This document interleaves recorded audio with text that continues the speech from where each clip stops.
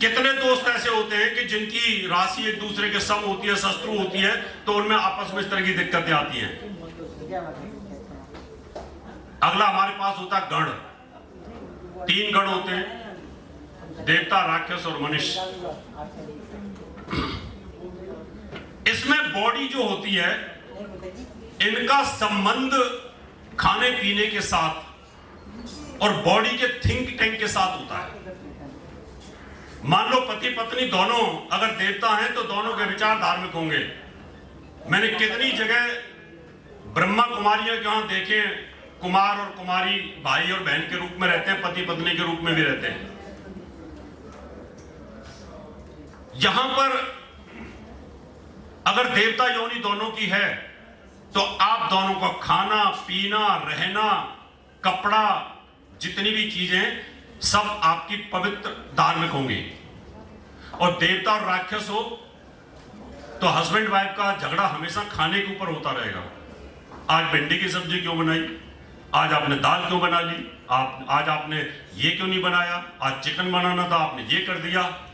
यानी कहीं ना कहीं ये 6 पॉइंट होते हैं इसके। और 7वां होता है भकूट, बच्चे ना होना। अब बच्चे क्यों नहीं होते? बच्चे इसलिए नहीं होते कि मेरे बॉडी के अंदर मेरे जो स्पर्म है और जो मेरी पत्नी का एग है, क्या उनका तत्व के अनुरूप सही तालमेल बैठता है ग्रहों के हिसाब से, या वो एक दूसरे को मार देते हैं? ऐसा अंदर भी होता है। आदरणीय बामी जी, आप तो इस चीज के मास्टर हैं, मतलब इस चीज के नहीं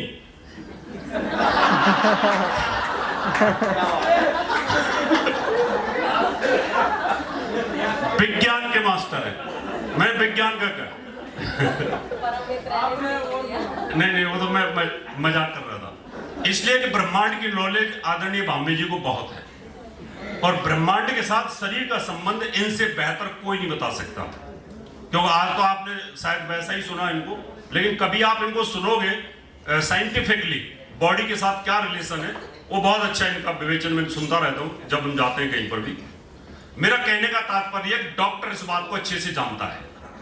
डॉक्टर को यह पता होता है कि उनसे पूछो बच्चा क्यों नहीं आ रहे, क्यों नहीं हो रहे, लड़का सही है, लड़की भी ठीक है, मासिक धर्म भी ठीक से है, सब कुछ अच्छा, बच्चा फिर भी नहीं हो रहे, 6 साल हो गए, 7 साल हो गए। डॉक्टर एक रिपोर्ट करता है और डॉक्टर उस रिपोर्ट को चेक कराता है। उस रिपोर्ट में पता लगता है कि ये स्वस्थ होने के बावजूद भी इनके स्पर्म और एग एक दूसरे को मार देते हैं। हमने इसको बड़ा रिसर्च किया, हमने कहा ऐसा कैसे हो सकता है, तो पता चला कि ये भकूट दोष के कारण होता है।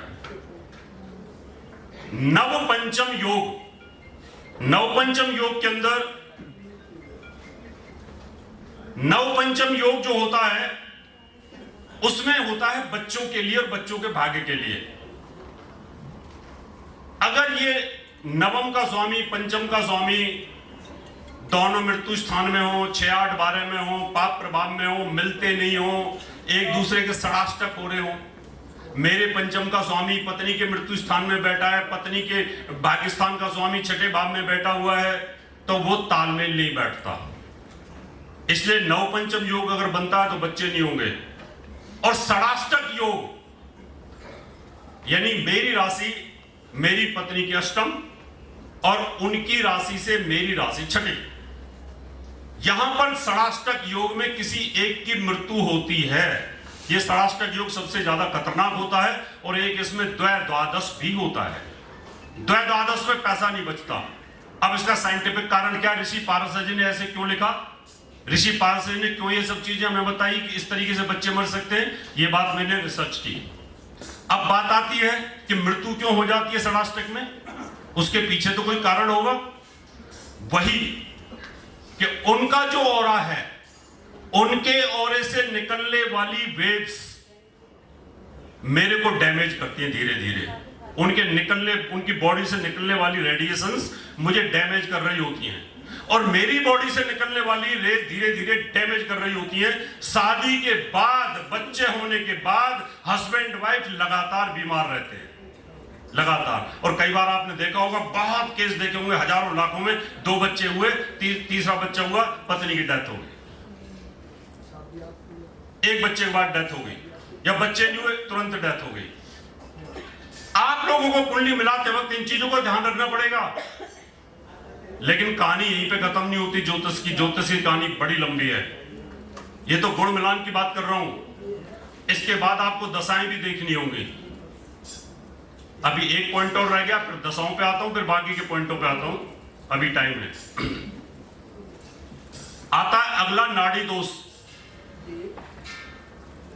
3 नाड़ियां होती हैं, वात, पित्त और कफ। ये ऋषि पारस जानते थे, और आयुर्वेद भी इस बात को जानता है कि 3 नाड़ियां हैं, वात, पित्त और कफ।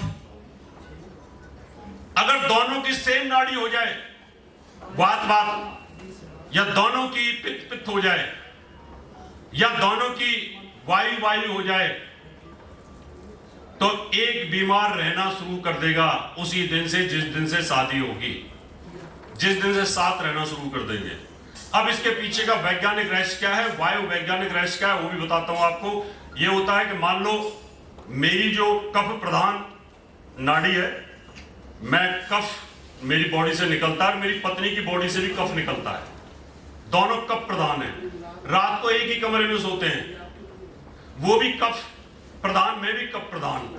मैं जब सांस लूंगा तो वो भी कफ प्रधान लूंगा, वो जब सांस लेगी वो भी कफ प्रधान लेगी, और दोनों धीरे धीरे धीरे धीरे धीरे धीरे इतनी भयंकर बीमारी में चले जाएंगे कि कोई डॉक्टर ठीक ही नहीं कर पाएगा। और हम उनको अलग अलग सुला देते हैं, दोनों रूमों में 15 दिन में ठीक होने शुरू हो जाते हैं। आप करके देख लेना। अगर आपकी हस्बैंड वाइफ की बस खत्म हो गया, दूसरे सत्र में देर हो जाएगी, कोई बात नहीं।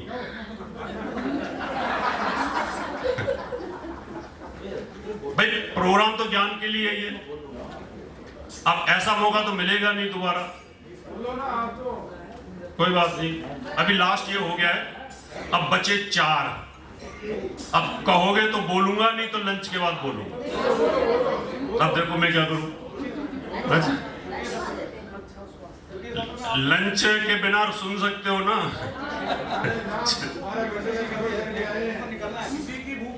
किसी की भूख लेके आए, 12 घंटे का सफर किया पूरी रात का आपको सुनने के लिए।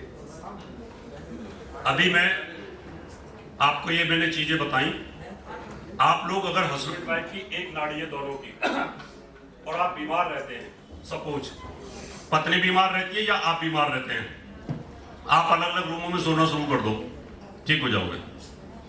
और या पत्नी 15 दिन मायके जाती है, वो ठीक हो जाएगी, दवाई खत्म होगी, क्योंकि एनवायरमेंट चेंज हो जाता है। और मान लो कफ प्रधान और पित्त प्रधान आ जाते हैं तो वैसे भी ठीक हो जाते हैं। अब सिर्फ एक चीज और बताऊंगा, फिर मैं बंद करता हूं, बाद में फिर कभी दिखाएंगे, अगली बार जब इनका प्रोग्राम होगा तब बताएंगे आपको, क्योंकि टॉपिक इतना लंबा है और इतना समझाना जरूरी था। अब आती है बात, इतना मिलाने के बाद फिर देखना है आपको दशाएं।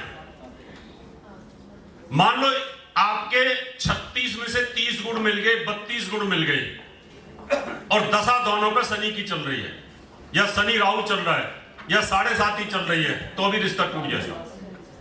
सब कुछ होने के बाद भी टूट जाएगा, क्योंकि दोनों के विचारों की कंपैटिबिलिटी नहीं होगी, दोनों इरिटेट रहेंगे, दोनों को डिप्रेशन रहेगा, दोनों को परेशानी रहेगी। अब आपको यह देखना है कि इनके गुण तो मिल गए, लेकिन दशा को कहीं ना कहीं क्रॉस करना होगा। यानी अगर एक पर शनि की दशा चल रही है तो दूसरे पे शुक्र की हो, एक पे राहु की चल रही है तो दूसरे पे बुध की हो या बृहस्पति की हो, कम से कम एक समझदार हो।